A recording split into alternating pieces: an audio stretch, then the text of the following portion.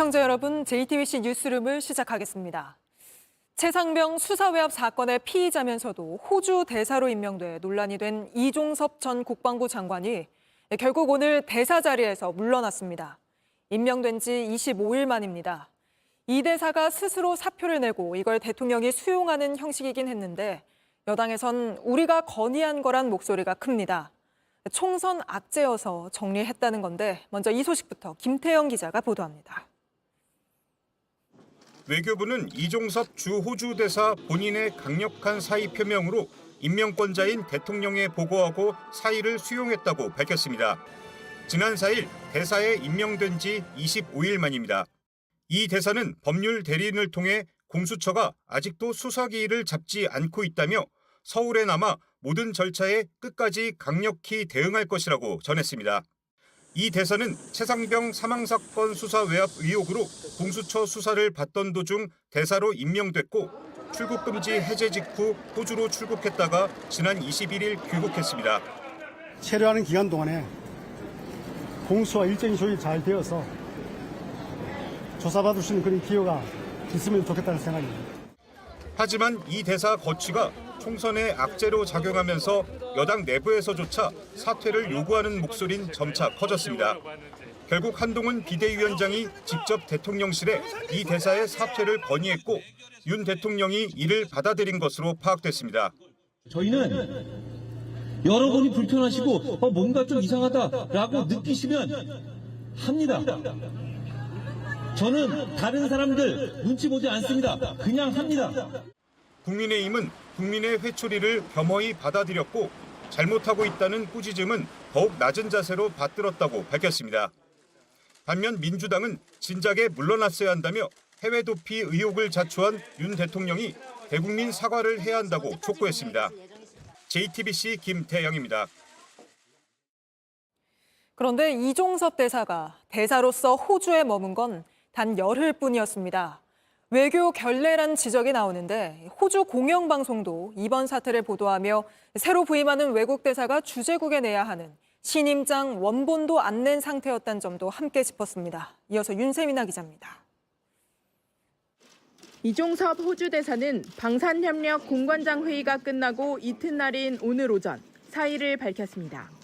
귀국 명분으로 밝혔던 방산회의 일정이 모두 끝나기도 전에 사퇴한 겁니다.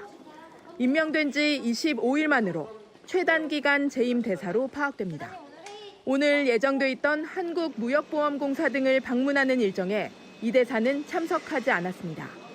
이 대사를 위해 급조했다는 의혹을 받은 회의에 부처 장관들과 각국 대사를 동원하며 행정력과 수천만 원의 예산을 낭비했다는 비판이 나옵니다. 정부는 일단 다음 주 초까지 남은 방산회의 일정은 그대로 진행한다는 계획입니다. 호주에 대한 외교 결례 논란은 앞으로도 계속 확산될 것으로 보입니다. 주재국 부임 동의인 아그레망을 받는 데만 2달 가까이 걸렸는데 정작 부임 후 호주의 대사로 머문 기간은 열흘밖에 되지 않습니다.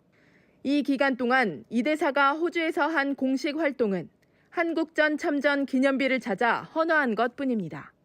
익명을 요구한 전직 대사는 JTBC와 통화에서 문제가 없는 대사 임명이라는 메시지를 계속 줘놓고 한 달도 안 돼 대사를 또 교체하면서는 뭐라고 설명할 수 있겠냐고 지적했습니다. 호주 현지 언론에서도 이 대사의 사퇴를 조명했습니다. 공영 ABC 방송은 이 대사가 사임한 건 한국에서 부패 수사를 앞두고 있기 때문이라면서 이 대사가 아직 신임장을 제출하지 않았다고 보도했습니다. JTBC 윤세민입니다. 이종섭 대사가 서울에 남아 모든 절차를 강력 대응하겠다고 밝힌 날 군사법원에 이 대사를 법정에 세워달라는 증인 신청서가 들어왔습니다. 항명 혐의로 재판을 받고 있는 박정훈 전 해병대 수사단장 측이 신청한 겁니다. 법원이 이 신청을 받아들이면 이종섭 대사는 공수처 수사와는 별도로 이 재판에도 출석해야 합니다. 유선희 기자입니다. 중앙지역군사법원은 오늘 박정훈 전 해병대 수사단장 측이 보낸 증인 신청서를 접수했습니다.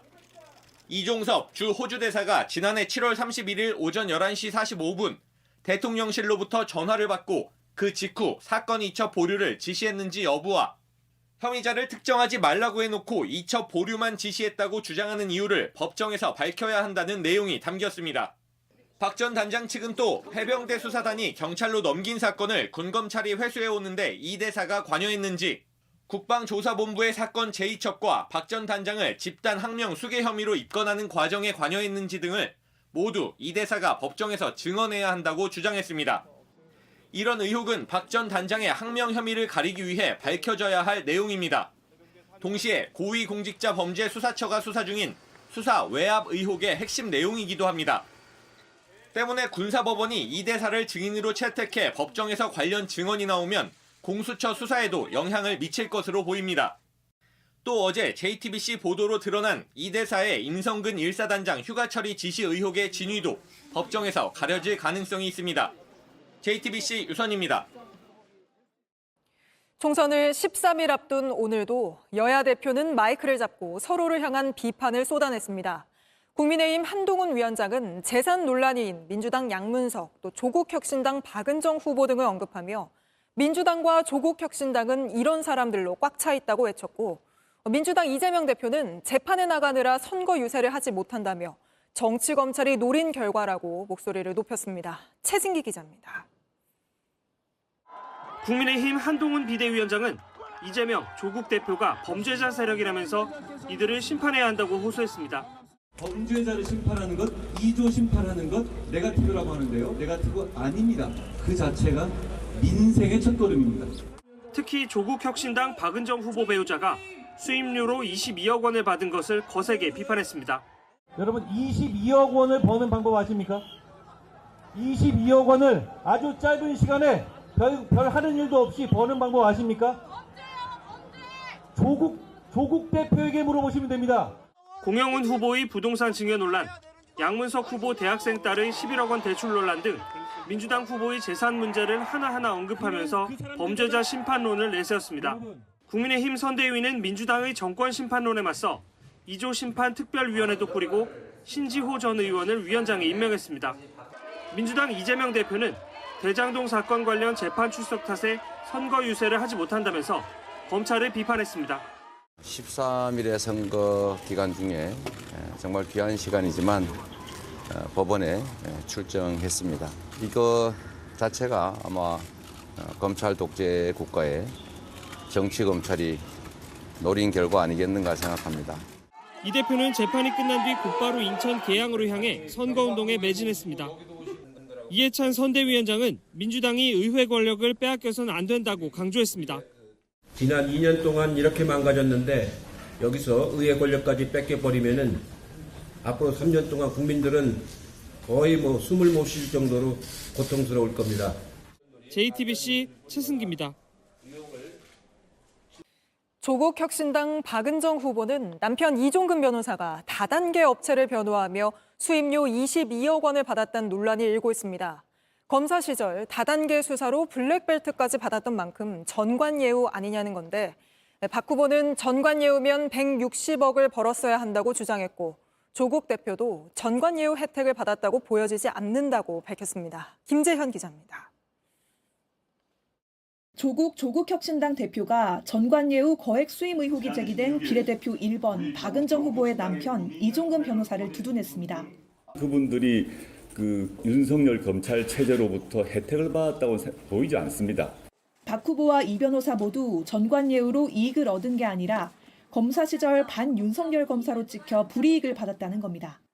이 변호사가 수임 계약서를 다 쓴 것 같다며 아는 사람에게 전화만 해 사건을 처리하고 대가를 받는 전형적인 전관예우와는 다르다고 했습니다. 전날 박 후보도 전관예우라면 남편이 돈을 더 많이 벌었을 것이라며 의혹을 부인했습니다. 남편의 경우에 160건을 했으니까 160억을 벌었어야 되는 거죠. 박 후보는 최근 1년 사이 재산이 41억 원가량 늘었는데 검사장 출신인 이 전 변호사가 다단계 업체 변호를 맡아 수임료 22억 원가량을 받은 것으로 알려졌습니다. 이 변호사는 어제 입장문을 통해 논란이 된 사건들은 사임하겠다면서도 사건 수임은 배우자와 무관한 일이라고 했습니다. 그러면서 주가 조작 혐의를 받는 배우자와 장고증명 위조로 실형을 선고받은 장모를 둔 윤석열 대통령과 성폭행범 천황과 조폐공사 파업 유도로 형이 확정된 장인을 둔 한동훈 비대위원장도 책임을 져야 한다고 맞받았습니다. 허은하 개혁신당 공동선대위원장은 조국혁신당이 아니고 조로남불당이라며 비판 수위를 높였습니다. JTBC 김재현입니다. 민주당 양문석 후보의 서울 서초구 아파트를 둘러싼 논란도 커지고 있습니다. 양 후보가 아파트를 사들인 2020년엔 15억 원을 넘으면 주택담보대출을 받을 수 없게 돼 있었는데 대학생 딸을 사업자로 둔갑시켜 11억 원을 편법 대출받았기 때문입니다. 구혜진 기자입니다. 경기 안산갑 양문석 후보가 서울 서초 아파트를 매입한 2020년엔 15억 원을 초과한 초고가 아파트의 주택담보대출은 전면 금지돼 있었습니다. 해당 아파트를 31억 원에 구입한 양 후보는 규제대로라면 1금융권이나 2금융권에선 한 푼도 대출을 받을 수 없었습니다. 주택가액의 35%에 달하는 11억의 대출을 받을 수 있었던 건 대학생 딸을 사업자로 만들었기 때문입니다. 양 후보 부부가 서울 잠원동 아파트를 매입할 즈음 양 후보의 딸 A씨는 사업자 등록을 마쳤습니다. 5개월이 지난 2021년 4월 A씨는 대구의 한 새마을금고에서 이 사업자 등록증으로 11억의 사업자 대출을 받았습니다. 아파트를 담보로 제공했기 때문에 대출이 가능했던 겁니다. 사실상의 주택담보대출을 사업자 대출로 위장하는 편법을 쓴 겁니다. 해당 새마을금고는 대출금이 주택 구입에 쓰였다면 대출 환수는 물론 영업방해에 대한 법적 대응까지도 검토하겠다고 밝혔습니다.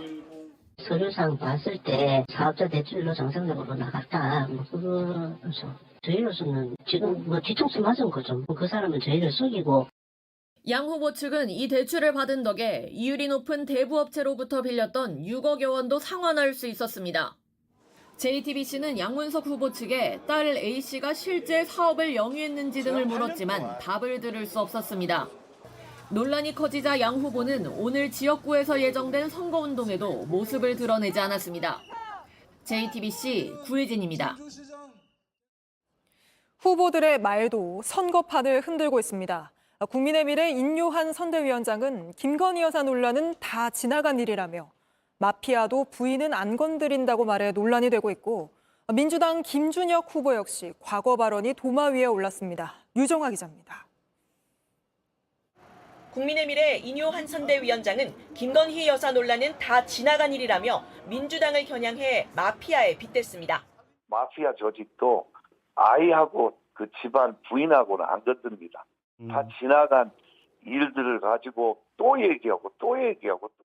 앞서 국민의힘 한동훈 비대위원장은 정치를 개에 비유해 논란이 됐는데 민주당은 이를 비판하며 막말 경계령을 내렸습니다. 여당 대표는 상대방에게 할 수 없는 욕설까지 퍼붓고 있습니다. 이런 흠잡기 막말에 흔들려서는 안 됩니다. 겸손하고 진중하게. 그런데 경기 수원정에 출마한 민주당 김준혁 후보의 과거 발언이 논란으로 떠올랐습니다. 정도가 아버지 사도세자의 묘소를 이 수원으로 옮기는데 이 자리는 바로 여인의 젖가슴의 자리고 그래서 이 딱 붙이는 이 자리는 유두다. 박정희 전 대통령과 위안부의 관계에 대해선 이렇게 말했는데 박정희라고 하는 사람이 일제강점기에 그 정신대 종군 위안부들 상대로 를 했었을 테고. 진짜요? 아니 가능성이 있었겠죠. 최태민 목사와의 관계에 대해서도 확인되지 않은 발언을 쏟아냈습니다. 박정희하고 최태민은 대통령 당선되고 나서도 사실은 박정희하고 파트너였어요. 같이 술 마시고 마약을 함께하고. 국민의힘은 여성 비하 막말 제조기라며 김 후보의 사퇴를 촉구했습니다. 김 후보 측은 수원 화성 관련 발언은 역사학자인 후보가 조선시대 풍수지리가의 표현을 빌린 것으로 여성 비하 목적 발언이 아니었다고 해명했습니다. 또 위안부 논란에 대해선 확인된 바는 없지만 당시 점령지 위안부들과 관계를 가졌을 가능성이 있다는 말을 역사학자로서 언급한 것이라고 했습니다. JTBC 유정화입니다. 다음 이슈는 영상부터 보시겠습니다. 중국 네이멍구 도시 모습입니다. 거리가 온통 붉게 변해서 하늘이 아예 보이질 않습니다. 모래바람이 도시 전체를 뒤덮어서 어딜 봐도 시뻘건 흙먼지만 보이는 상황입니다. 이게 꼭 영화 장면 같죠? 영화 마션의 배경이 붉은 행성 화성인데 이 현실과 비교해보면 큰 차이가 없어 보입니다. 이렇게 붉은 세상을 만든 최악의 황사가 그제 중국 네이멍구 인근에서 발생을 했습니다. 이게 베이징, 텐진, 중국 전역을 뒤덮었고 오늘은 우리나라까지 몰려왔습니다. 서울의 미세먼지 농도가 한때 세제곱미터당 557 마이크로그램, 매우 나쁨 기준의 4배 수준을 기록했습니다. 전국이 올봄 들어 최악의 미세먼지 농도를 보였고 비와 뒤섞이며 곳곳에 황사비가 내렸습니다. 서울에 이런 반갑지 않은 황사가 지난해 봄엔 15차례 찾아왔는데 올봄엔 더 잦을 걸로 예상됩니다. 성화선 기자입니다. 고층 건물조차 형체를 알아보기 어렵습니다. 서울 도심 전체가 뿌연 먼지에 휩싸여 앞이 제대로 보이지 않습니다. 이렇게 멀리 바라보면은 원래 보이던 뭐 산이나 아파트가 안 보이는 정도? 좀 많이 뿌옇다라고 많이 느꼈습니다. 눈이나 코가 좀 간지러운 편인 것 같아요. 차 위 등 곳곳에 시커먼 먼지가 쌓였고 황사가 섞인 흙비가 내리기도 했습니다. 아무래도 저기 황사 그냥 마스크 안 쓰고 다니면 너무 힘들어요. 여기 답답하고 또 금방 그게 먼지가 까맣게 있더라고요. 안 좋죠. 서울 여의도 봄꽃 축제가 오늘부터 시작됐지만 개화 시기가 늦어진 데다 황사까지 덮쳐 현장은 한산했습니다. 중국 네이멍구에서 발원한 황사가 국내에 유입되면서 전국 대부분 지역의 미세먼지 농도가 매우 나쁨 수준으로 올랐습니다. 인천과 경기, 강원 지역에서는 매우 나쁨 수준의 4배인 세제곱미터당 600 마이크로그램을 넘어섰습니다. 올해 황사는 예년보다 더 자주 찾아올 전망입니다.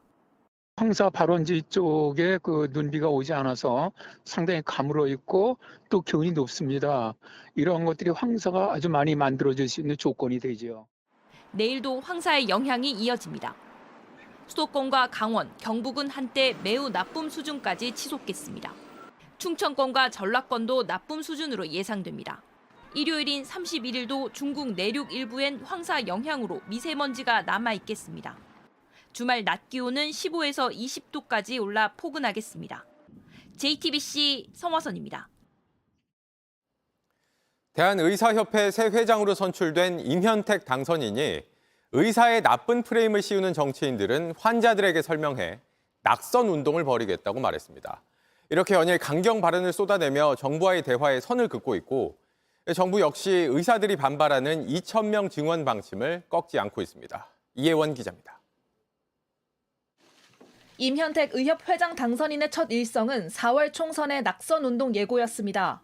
일종의 이제 뭐 낙선 운동이 되겠죠. 부도덕한 존재, 의사 이기주의 이런 프레임을 씌우는 그 나쁜 정치인들이 있었습니다. 그분들에 대해서 타겟팅을 해서 임 당선인은 앞서 국회 20에서 30석 당락을 결정할 전략이 의협에 있다고 했습니다. 진료 현장에서 만나는 그 국민들한테 이 사람은 그 의사들이 생명을 구하는데 굉장히 그동안 힘들게 했던 분들입니다. 그러면서 의사와 환자는 신뢰관계가 강하다고 덧붙였습니다. 의대 증원 정책이 추진된 데에는 윤 대통령 보좌진의 책임이 크다며 이들을 정권을 농단한 세력에 비유했습니다.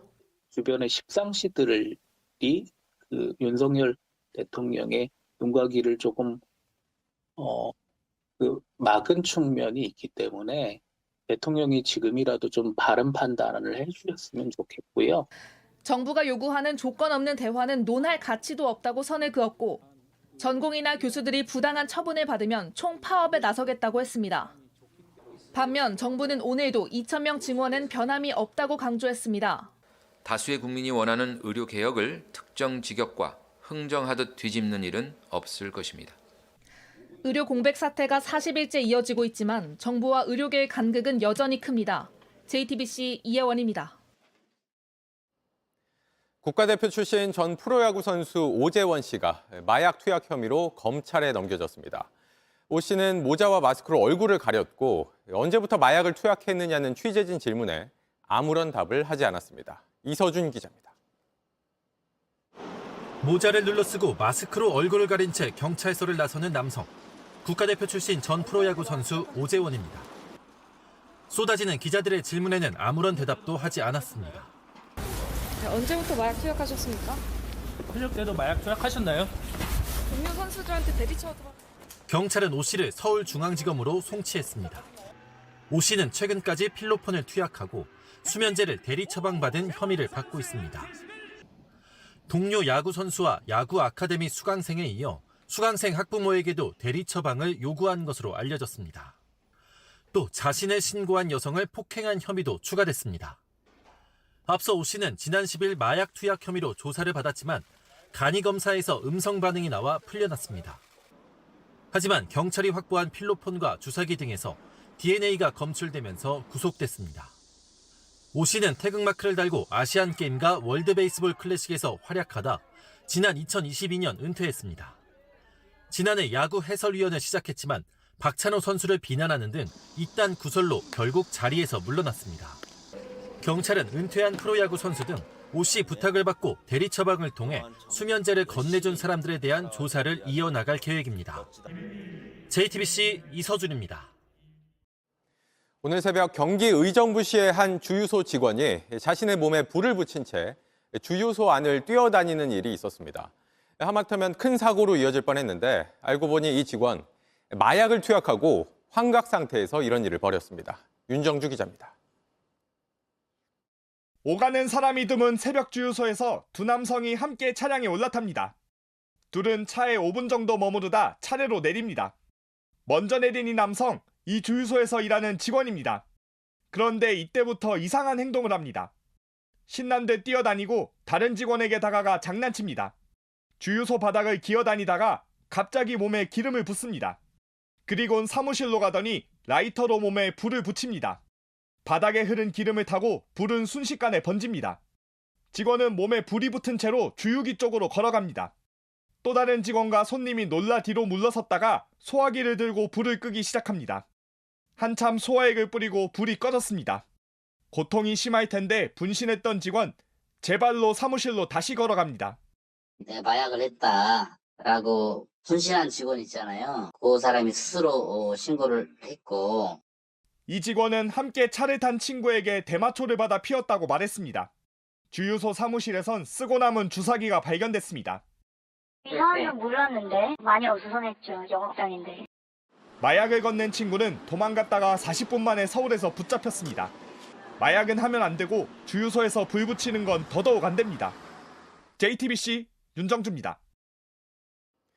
서울 성북구 석계역 인근에서 차량 10세대가 잇따라 부딪히며 1명이 숨지고 16명이 다쳤습니다. 레미콘 차량이 신호를 기다리던 차량을 들이받으면서 연쇄 추돌이 일어난 건데 사고 당시 장면이 CCTV에 그대로 담겼습니다. 김한수 기자입니다.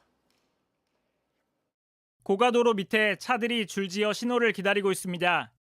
뒤에서 빠르게 다가오던 레미콘 차량이 속도를 줄이지 않고 서 있는 차들을 그대로 들이받습니다.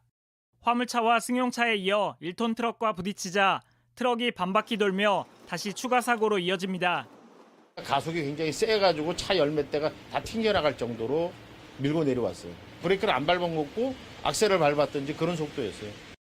오늘 오전 9시 20분쯤 서울 지하철 석계역 주변 도로에서 13중 추돌 사고가 났습니다. 정차된 차량들을 뒤에서 덮친 레미콘 차량입니다. 이렇게 앞부분이 분리될 만큼 사고 충격이 컸습니다. 뒤쪽을 정면으로 들이받친 1톤 트럭 운전자는 심정지 상태로 병원에 옮겨졌지만 결국 숨졌습니다. 레미콘 운전자를 포함해 16명이 다쳤고 이 가운데 1명은 중상인 것으로 확인됐습니다. 출근 시간에 차들이 도로에 뒤엉키면서 사고 수습도 애를 먹었습니다. 3시간 넘게 도로가 통제돼 교통 정체도 심했습니다. 경찰은 CCTV 분석과 목격자 진술을 토대로 레미콘 차량이 당시 속도를 줄이지 않은 사실을 확인해 정밀 감식에 들어갔습니다. 또 레미콘 차량의 주행 기록 장치와 들이받친 차량들의 블랙박스 등을 확보해 조사 중입니다. JTBC 김한수입니다. 다음 달 4월 16일 세월호 참사가 일어난 지 10년이 됩니다. 10주기를 앞두고 열린 전시회에 아이들의 유품이 공개됐습니다. 딸이 입던 교복, 요리사가 되겠다던 아들의 프라이팬, 가족들이 수시로 꺼내보던 물건들입니다. 신진 기자입니다. 첫 아기에게 처음 입힌 베네 저고리. 휘범이 엄마가 매일 손으로 빨아 입힌 옷은 아직 깨끗합니다. 변해적으로만 생각하면 마음이 많이 아파요. 결혼할 때 하나씩 주면 좋다고. 수학여행 떠나기 전날 어쩐지 무섭다던 아들에게 왜 안 가려 하냐며 재촉하던 일이 엄마는 한이 됐습니다. 되게 미안하고 내가 가지 말라고 말을 했으면 어땠을까 하는 생각도 좀. 아이는 자주 꿈에 나옵니다. 엄마 우리 집에 카레 있냐고 아침에 자고 일어나니까 너무 생생한 거예요. 우리 식구들 3명이 앉아갖고 카레 밥을 먹었어요. 태민이가 쓰던 프라이팬에는 흠집이 가득합니다. 바쁜 엄마 대신 식구들 밥을 챙기다 꿈이 요리사가 됐습니다. 엄마 고생하는 거 안다 그러면서 엄마의 식사는 항상 내가 챙겨주고 싶다. 생일상이 처음이자 마지막이 됐던 거예요. 딸아이가 입던 교복 앞에서 아빠는 아직도 딸 자랑하며 웃습니다. 아마 좋은 유전자만 받고 나온 것 같아요. 엄마의 유전자, 나의 유전자 좋은 것만. 반장이 됐다고 자랑했는데 우리 집에서 반장 해본 사람 있으면 나와보라고. 아니요, 없어. 너 혼자밖에 없어. 미지는 그 책임감에 친구들 구하러 기울어진 배 안에 다시 들어갔습니다. 그런 뒤 못 나왔습니다. 아이들의 채취 묻은 유품 37점. 18년 동안 엄마 딸로 태어나서 엄마랑 같이 살아줘서 고맙고 사랑하고 보고 싶다. 수시로 꺼내보고 볼에 부비던 물건들을 엄마 아빠는 세상에 보라고 내놨습니다. 살아있다면 대학 졸업사진도 결혼사진도 찍었을 아이들. 부모들은 다른 아이들은 안전하고 행복했으면 좋겠다고 했습니다. JTBC 신진입니다. 노래로 세월호 참사를 기억하려는 사람들도 있습니다. 16 중학생부터 83 어르신까지 함께 합창 연습을 시작을 했는데 김지윤 기자가 이들의 하루를 따라가 봤습니다. 어르신들이 오전부터 발걸음을 재촉합니다. 충북 제천의 실버단체 수상한 청춘학교의 학생들입니다. 오늘 연습할 노래의 제목은 세월의 울림입니다. 처음엔 악보를 보는 것조차 서툴렀지만 한 달 사이 많이 익숙해졌습니다. 이 어르신들은 세월호 10주기 기억식 날 4,160명 합창에 함께하기로 했습니다.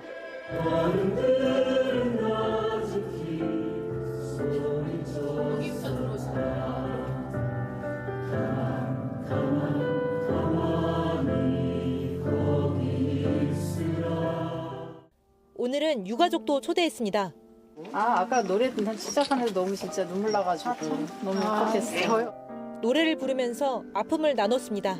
얼마나 울었는지 합창하면서 많이 울었어요. 합창을 하다 보니 가슴 깊이 자식이 그런 일을 당한 것 같은 기분이 들어요. 어린 엄마들 좀 이렇게 다들 뿌리시고 그러고 싶은데 못 간 게 정말 미안합니다. 60살 넘게 차이나는 대안학교 학생들도 같은 마음으로 노래를 부릅니다.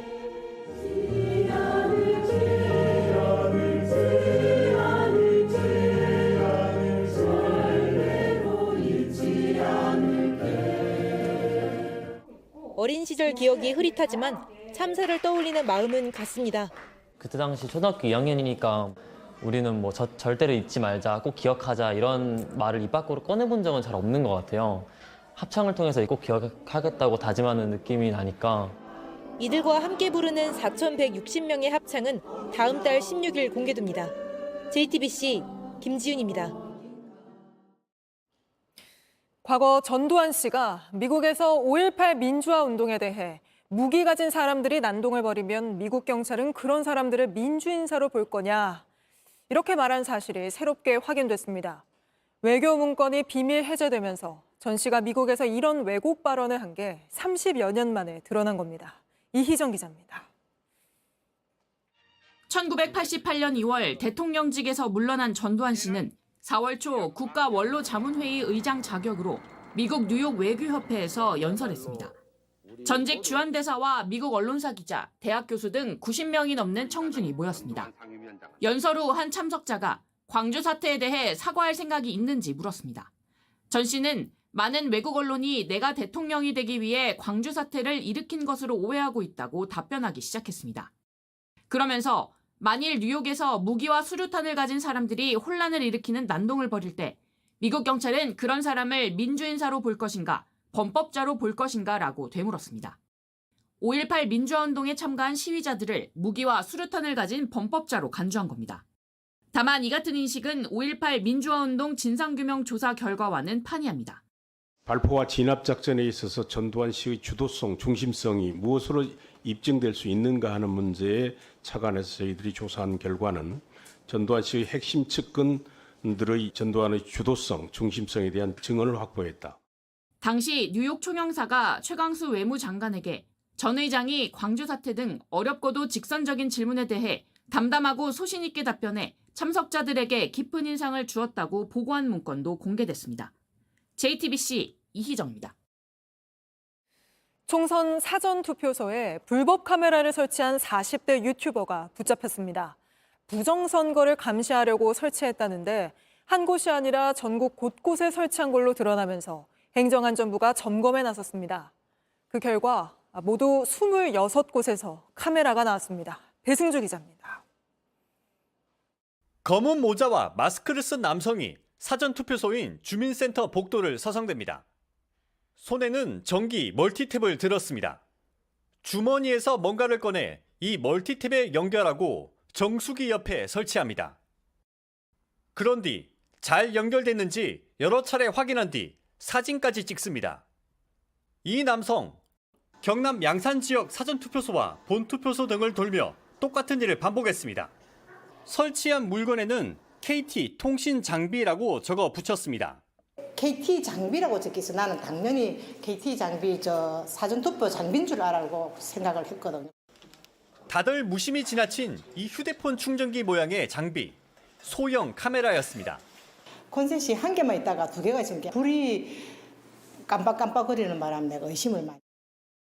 불법 카메라가 발견된 정수기 옆에는 멀티탭이 있습니다. 사전투표소 입구를 잘 비추기 위해 멀티탭을 먼저 달고 카메라를 설치한 것으로 보입니다. 지금까지 인천과 서울, 부산, 울산 등 다른 사전투표소에서도 이런 불법 카메라가 발견됐습니다. 경찰은 어제 오후 경기 고양시에서 40대 한모 씨를 붙잡았습니다. 사전투표 조작을 주장해온 보수 성향 유튜버였습니다. 한 씨는 선관위가 투표 조작하는 걸 감시하려 했다고 진술했습니다. 선관위가 발표한 사전투표 인원과 직접 수행한 인원에는 차이가 발생합니다. 한 씨는 2년 전 대선, 지난해 서울 강서구청 보궐선거 때도 사전투표장 불법 촬영을 시도한 걸로 보입니다. 경찰은 한 씨를 도운 공범을 특정해 추적하고 있습니다. JTBC 배승주입니다. 격전지 민심을 들어보는 핫플 민심, 오늘은 서울 중성동을입니다. 3선을 지낸 국민의힘 이해훈, 재선을 노리는 민주당 박성준 후보가 맞붙었는데 한강벨트 중에서도 가장 부동층이 많은 곳으로 꼽히는 이곳 민심은 어떤지 하혜빈, 김혜미 기자가 다녀왔습니다. 서울의 중심 중성동을은 한강벨트의 대표적인 스윙보터 지역입니다. 지난 총선에선 민주당이 근소한 차이로 승리했는데 역대 선거에선 보수와 진보 정당이 번갈아가며 이긴 곳입니다. 동대문 DDP와 쇼핑거리는 외국인들도 많이 찾는 서울의 상징입니다.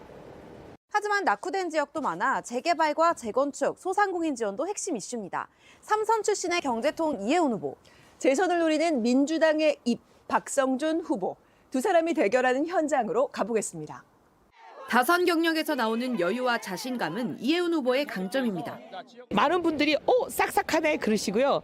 생각보다 덜 뚱뚱하네, 집권 여당의 중진이라고 하면 많은 분들이 무거울 줄 생각하시는데 제일 가볍습니다.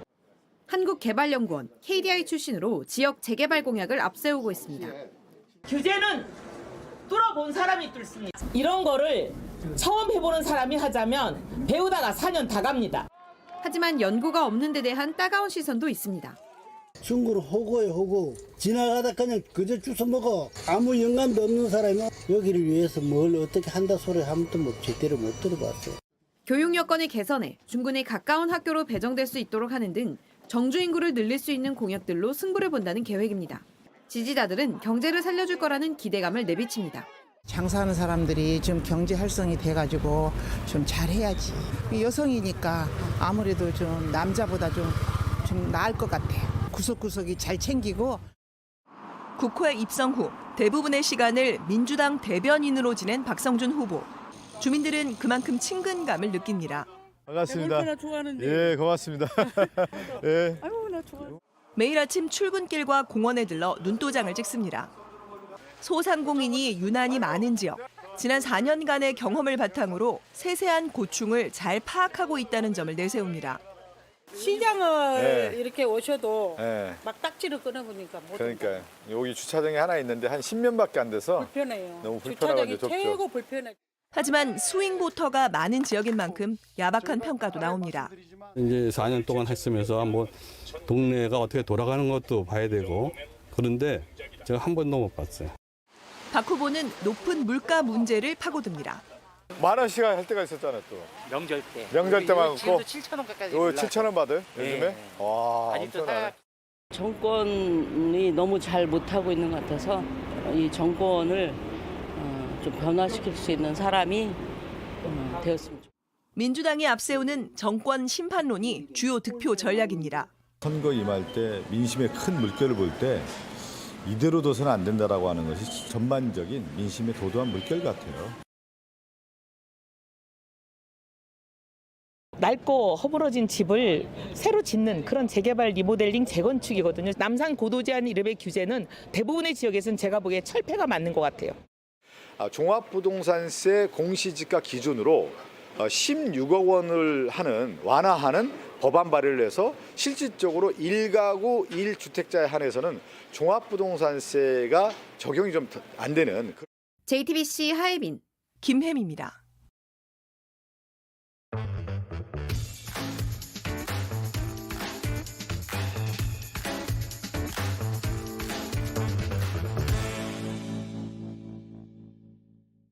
네, 돌아온 비하인드 뉴스 이성대 기자 나와 있습니다. 첫 번째 볼까요? 네, 오늘 첫 번째 이슈는 속보입니다. 와라고 잡아봤습니다. 네. 자, 오늘 유세 현장에서 가장 눈에 띄는 장면을 하나 가져와 봤습니다.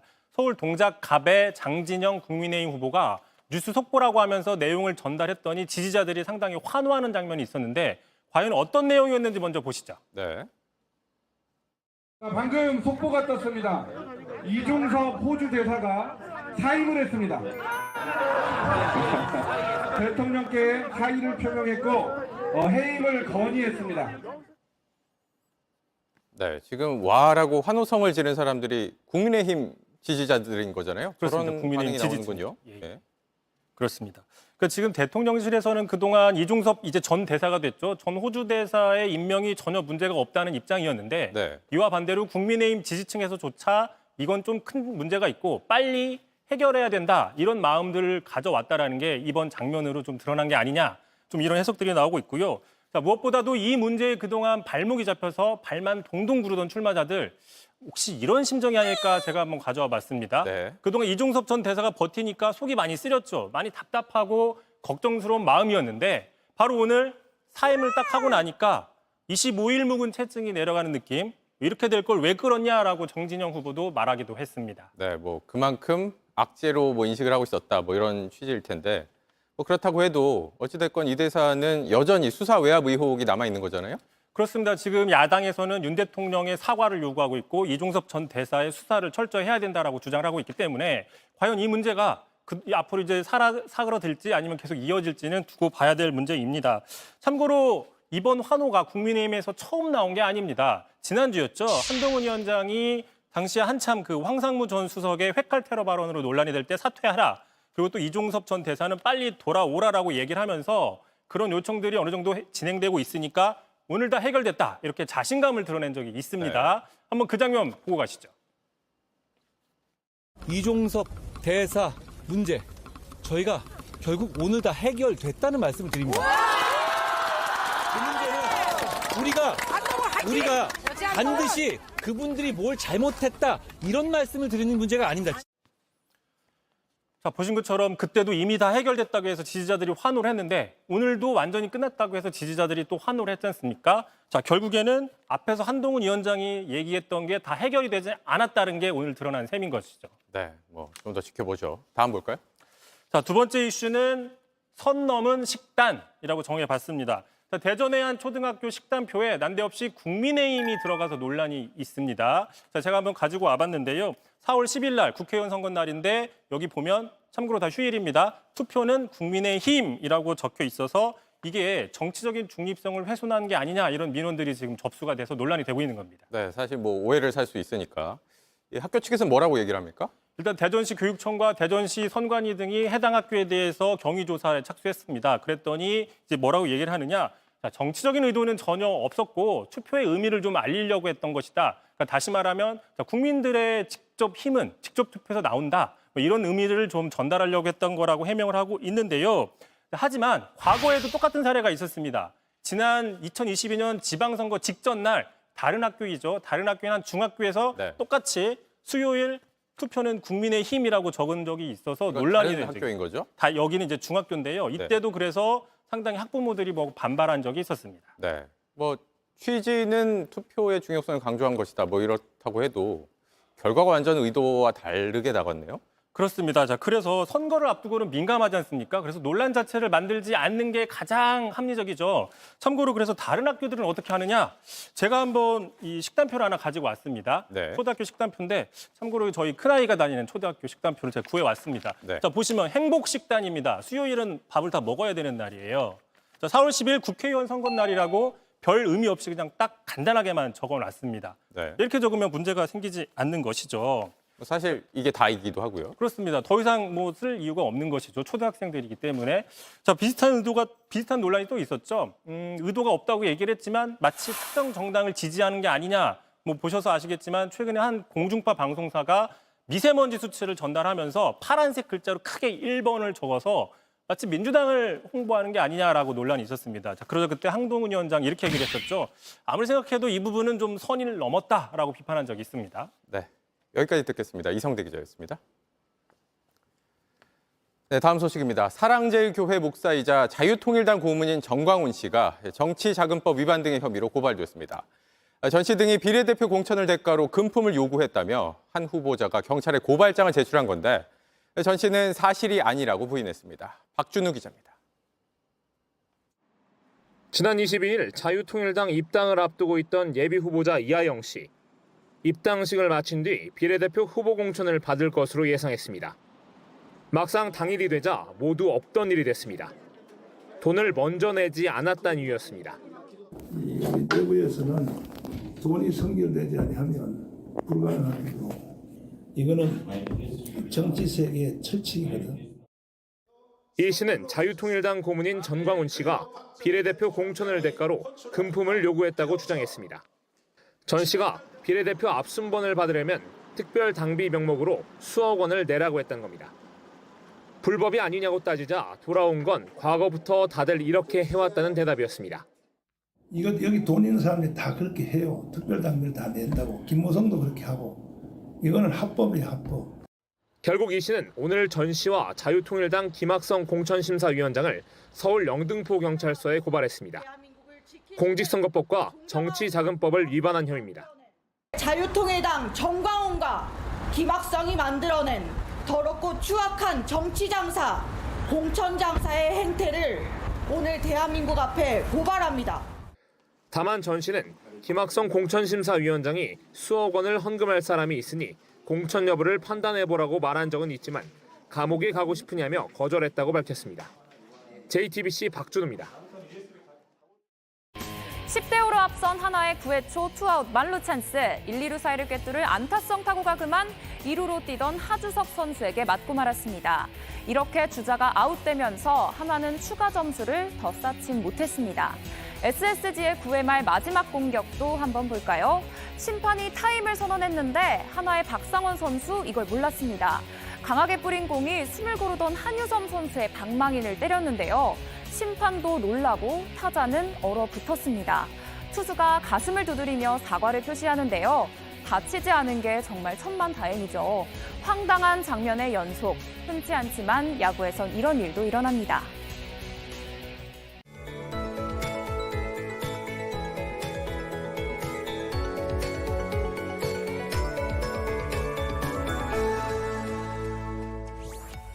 오늘은 올 봄 들어 공기가 가장 나빴습니다. 뒤에 사진은 오늘 서울 종로구의 출근길 모습인데요. 가까운 건물도 희미하게 보일 정도로 시야가 매우 답답했습니다. 서울에는 올해 처음으로 미세먼지 경보가 내려졌었고요. 대부분 지역의 먼지 수치가 평소보다 10배 이상 높았습니다. 주말 동안에도 오늘만큼은 아니지만 황사의 영향으로 미세먼지 농도가 짙겠습니다. 특히 경기 북부와 강원, 경북 지역은 한때 매우 나쁨 수준까지 치솟는 만큼 보건용 마스크를 꼭 착용하시기 바랍니다. 또 서쪽 지역을 중심으로는 짙은 안개까지 뒤엉키겠습니다. 내일 아침부터 오후 사이에는 일부 남부지방과 제주도에 약한 비가 지나겠습니다. 현재 동쪽 지역을 중심으로는 강풍특보가 내려져 있는데요. 밤사이 대부분 해제되겠지만 강원 영동 지역은 내일도 바람이 거세게 불겠습니다. 내일 하늘 자체는 대체로 맑게 드러나겠습니다. 아침에는 중부 내륙을 중심으로 아침 공기가 차갑겠고요. 낮에는 서울 14도, 대구 20도, 제주도에는 23도까지 오르면서 포근하겠는데요. 다만 일교차가 크게 벌어지겠습니다. 휴일에는 맑은 하늘에 낮 기온도 더 오르겠지만 미세먼지에는 주의가 필요하겠습니다. 날씨였습니다. 뉴스룸 저희가 준비한 소식은 여기까지입니다. 저희는 내일도 저녁 6시 50분에 찾아뵙겠습니다. 시청해주신 여러분 고맙습니다.